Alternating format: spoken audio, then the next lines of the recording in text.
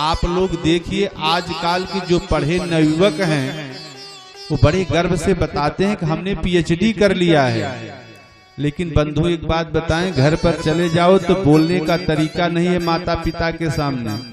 ऐसे ऐसे शब्द प्रयोग करते हैं जैसे लगता है कि माता पिता ही कोई नौकर हों, और बेचारे माता पिता पूरी जिंदगी बर्बाद करके अपने बच्चों को पढ़ाते हैं। अभी उम्र कुछ नहीं है, राजनीति में सबसे ज्यादा इंटरेस्ट है, जबकि उन्होंने दुनिया को देखा नहीं, जाना नहीं, भाला नहीं। एक विपत्ति आ जाए तो झेलने की क्षमता नहीं है।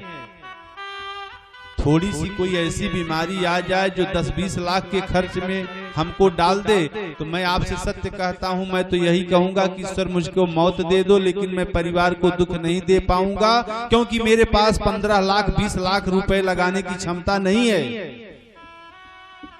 तो हम किसके भरोसे पड़े हैं? वही ईश्वर के भरोसे।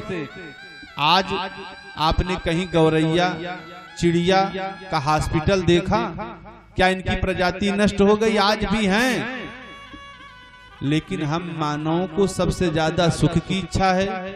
हम नहीं चाहते कि हमको पीड़ा रहे, हम सुखी होना चाहते हैं। लेकिन पता नहीं क्या है कि सबसे ज्यादा दुखी हम ही हैं।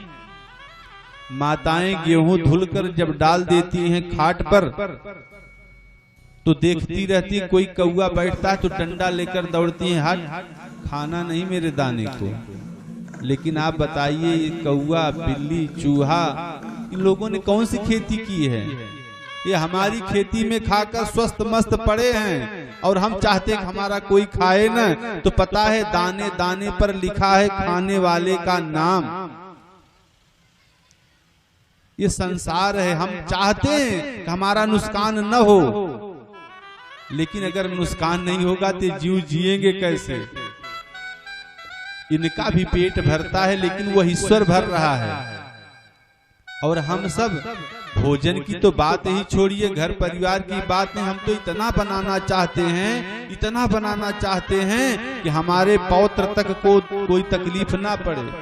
बनाओ जितना बनाते चलो।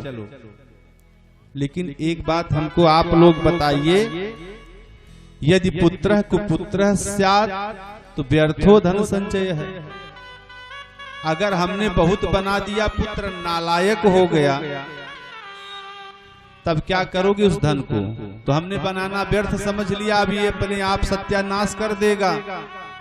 अपनी आंखों से देखकर हमको दिवानिशा तपित पीड़ा भी हो रही है कि भगवान, हमने तो रात्रि दिन मेहनत करके, परिश्रम करके, दुख झेलकर इतना कुछ बनाया, और आज मेरी ही आंख के सामने मेरा बेटा सत्यानाश कर रहा है। लेकिन एक बात और है, यदि पुत्र सुपुत्र स्यात् व्यर्थो ही धन संचय है। अगर पुत्र सुपुत्र है, ज्ञानवान है, बुद्धिमान है, तो कमा खा लेगा, आपके भरोसे थोड़ी बैठा रहेगा। एक बार सरकार ने आदेश दिया कि जो जंगल के पशु हैं, जैसे शेर, बाघ, चीता आदि पकड़कर आप लोग सर्कस दिखा रहे हो, यह दंडनीय अपराध है। ऐसा जो करेगा उसे दंडित किया जाएगा। तो कलकत्ता के एक सर्कस वाले महोदय ने क्या किया, शेर को अपनी गाड़ी में रख लिया और लेकर जाते हैं कहाँ? जंगल में छोड़ने के लिए। और बेचारे जो ही छोड़ा, किसी को पाल लो, किसी को रख लो तो ममता हो जाती है। बेचारे ने छोड़ दिया कि चले जाओ, लेकिन वह इतना ज्यादा ममता में था कि जाना ही नहीं चाहता था। उसने थोड़ा दूरी खेद कर जब लौट कर आया तो देखा क्या कि यही छोटे छोटे जो सियार थे, सियार उसको नोच नोच कर खा गए।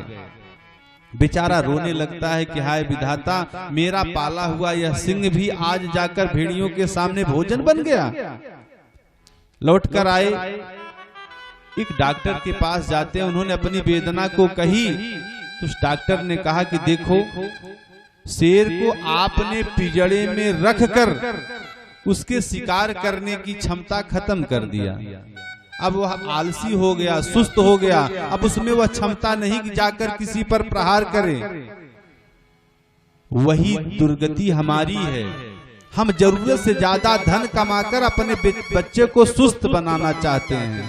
आलसी बनाना चाहते हैं। इसीलिए बच्चों को सदैव यह ध्यान रहे कि उनको संघर्ष दीजिए।